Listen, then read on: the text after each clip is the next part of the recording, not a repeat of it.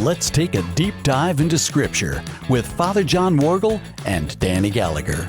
During each episode, we'll be sharing our insights about the Bible passages presented on a related post on Father John's website, ancienthopes.org. To find the post we're discussing, go to the ancienthopes.org website and search for the title of this podcast using the search box on that page. Our discussions on this show will follow the posts listed on the ancienthopes.org website.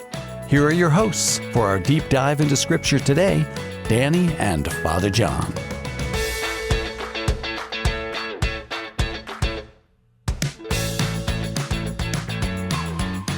Hello, everybody, and welcome back to another Deep Dive into Scripture podcast and radio show. I'm Danny Gallagher, and I'm in the studio with Father John Worgel. Welcome back, Father John. Good to see you. Greetings, my friend. Yes, it's a very good, great day to be here. Today, we're going to get started talking about the ordeal of Joseph. That's right. I think in our previous post of Joseph's the favorite, Right. Joseph the favorite. He certainly wasn't the favorite of his brothers. Yes, as we find out. Yeah. As we find out, right? Yeah. Yes, in our last podcast, we found Joseph in a pit. Right. He was the favorite, the name of our previous post. Now we see that he is in the pit, right? That's right. Literally. He's landed in the pit. Yes. Shocked. Yeah. I mean, up to this moment, the whole world was in his fingertips. Yeah. He had a silver spoon that he was born with, right? That's right. And the bad thing was he really knew it. He was the guy who just couldn't keep it to himself. That's right. Yeah, I'm smarter than all of you guys. I'm better looking. I got the Technicolor Dreamcoat. Right. Yes, all of those things. And he just couldn't keep it to himself. It's no wonder his brothers didn't like him. Right. And on top of it, it was spiritual pride. Yeah, yes. Because he had these dreams. Oh, right. Yeah. Right? And that's the worst kind of pride, because when you have spiritual pride, you don't see it. Right. He couldn't keep that to himself either. Yeah, right. If you have other kinds of pride and arrogance, it's more observable. You can sort of know it, but he's clueless. Yeah. Right. And it's the hardest thing to eradicate. And so actually the whole story just shows, as it unfolds, how this is eradicated out of him. Yeah. I guess so, because he gets treated pretty badly. Yeah. And so that makes him really think about who am I and what am I doing? Yeah. And the old adage, when God means to build high, he has to dig deep. Huh. Okay. Yeah. And that's what's happening here. Get that foundation going. Yeah. Got to get a big foundation. Yeah. So we see this interesting dynamics of the brothers. Reuben is the firstborn. He doesn't want to kill him, but no one listens to him, right? Yep. Simeon and Levi, the next two, we know that they're violent. They're probably the ones that are saying, let's kill him. Yeah, I think you're right. Yeah, and so there's Joseph, he's his dad's favorite wife, beautiful Rachel's son, his idol. Yeah. So we have all this. We've talked about this before, right? So under Judah's calculating mind, he says, well, let's sell them. Let's get some money from this. Silver plays a big part in the story. Keeps on coming up. Yep. So they sells them for silver, and he finds himself a slave going down to Egypt. And that's going down to Egypt is always a bad thing, okay? Because Egypt is a symbol of the world. Yeah. And so to go into Egypt is like, wow. It's kind of like how we would use some sort of a modern equivalent. It's kind of like finding yourself out in the streets of New York City after living in Montana or something. I don't know, but you're a slave, right? Yeah. And so this world that was swirling around him was so foreign to him. Sure, yeah. On top of no longer being in control of his life. Mm-hmm. So this is the scary thing. Yeah, so suddenly his whole world is turned completely upside down. Right. If you can, put yourself in that position. If you can imagine his thought processes as he's being led to Egypt. Yeah. Right? So this is what we have here. He grew up assuming that the world turns around him. But when you think about it, that's not much different from most of us, right? At least exactly. in our culture, right? The world revolves around me. Around me, yep. That's it. And now even in a tighter way, because the world revolves around me and my cell phone, right? Yeah, sure. So we get even that much more abstracted from reality. Yeah, right. Yeah.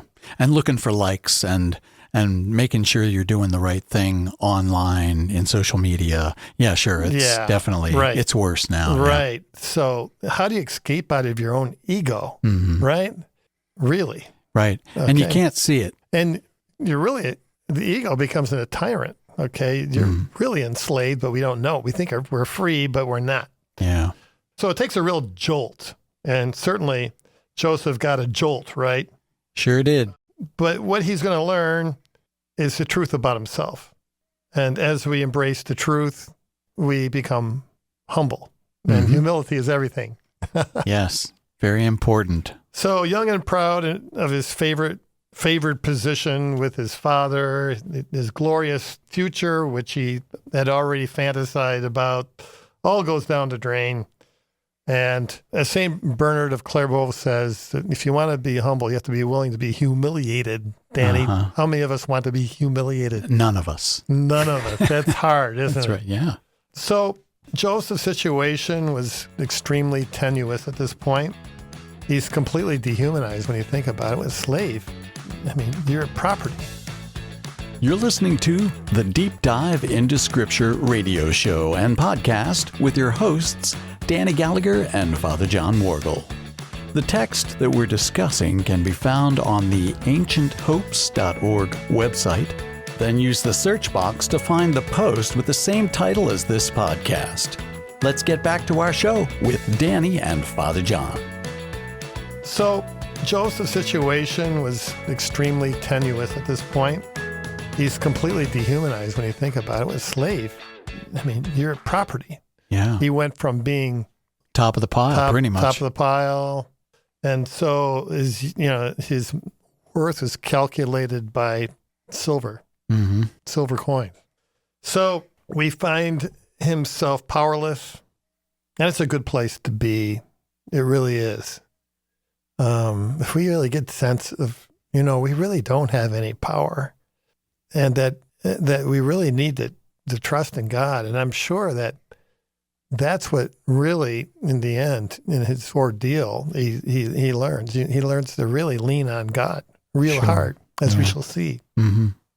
It's always hard if you don't have any reason to lean on God. It's hard to get there. It's when I get knocked down. I have that realization. The more we're caught up in our illusions of power, our illusions that we are in control, the illusion that our little tight world around us is our reality and that I'm king of it and what have you. The more we're lost, right? And so it's an illusion.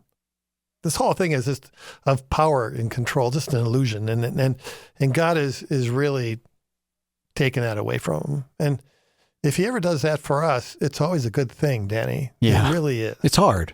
Right. If he loves us. And sometimes it just takes a lot of pain, a lot of pain to come to the truth.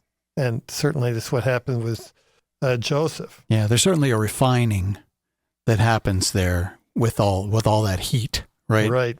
Yeah, all that pain. Yeah. So this happened for him in his youth. It happens to all of us, though, naturally. I do a lot of work with older people, This story's for older people, too. Oh, yeah. Because the whole drama of getting old is relinquishing power. Mm-hmm. Danny, you're not far from having your kids take the keys away from you. What are you going to do? They've probably already tried, and I just don't even know. Right. You won't be able to drive your cute little Cooper around anymore, right, I know. Oof, can't even imagine that. That's right. Yeah, so the loss of all of those things that I love to do. Yeah. That's going to be humiliating. So, God deals with us in two ways. One, Jesus invites us to carry our cross and to follow him, which is something we do. Okay. Yeah. There are things we can do in our life to help us free ourselves from our illusions. Okay, that's what penance is about. That's what Lent is about. Self-denial that Jesus always is talking about, right? But on the other hand, there are things that which we can't quite touch ourselves. We're not able to because we don't see it. Jesus has to sort of step in and take over on the operation table, right? So that's something that divinely he does, and we'll talk more about that as well as we go further. So this whole story here is here to help us as we think through the whole issues of our formation. Okay, they're not just history stories, not just something that, an entertaining sort of thing, not just a history thing, it's a soul thing. Sure. It's not outside of me. It's part of me. Right. And if I can look at these stories, and really that's what Deep Dive into Scripture has done for me, is it's really helped me to look at this. Yeah. All these stories used to be just stories and history in a new way. It's much more of dwelling in. Yeah. And it helps us to make sense, of our life. When things go wrong or bad or whatever, we often just sort of, why me, God, right? Sure. Why do bad things happen to good people? I mean, And I'm a good people, right? Right.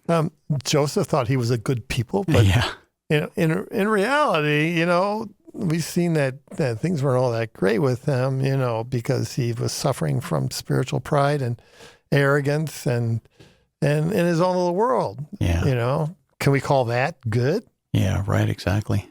Right. And it's pretty amazing that, you said that this story is not just for young people, it's really for all people.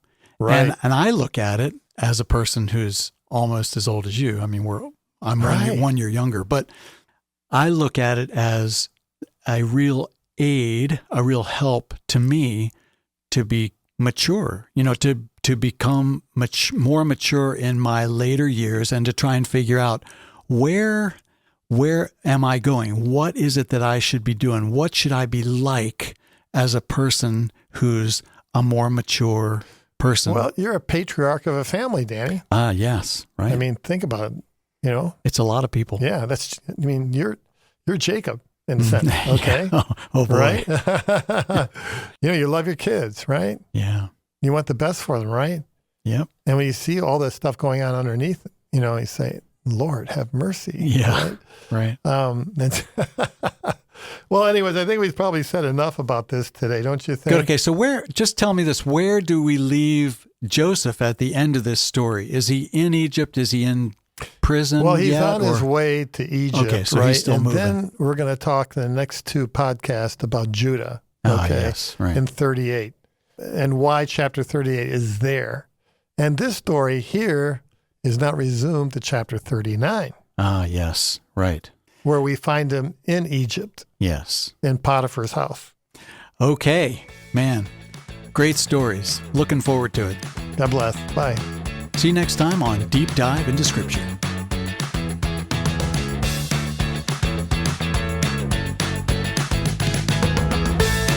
Thanks for listening. Please go to ancienthopes.org and the Books of the Bible links on that page for related posts from Father John. You can find more episodes of this show on the WSJF podcast server or on the Apple and Spotify podcast services. See you next time when we take another deep dive into Scripture. Don't forget this week to open that Bible and dive right in.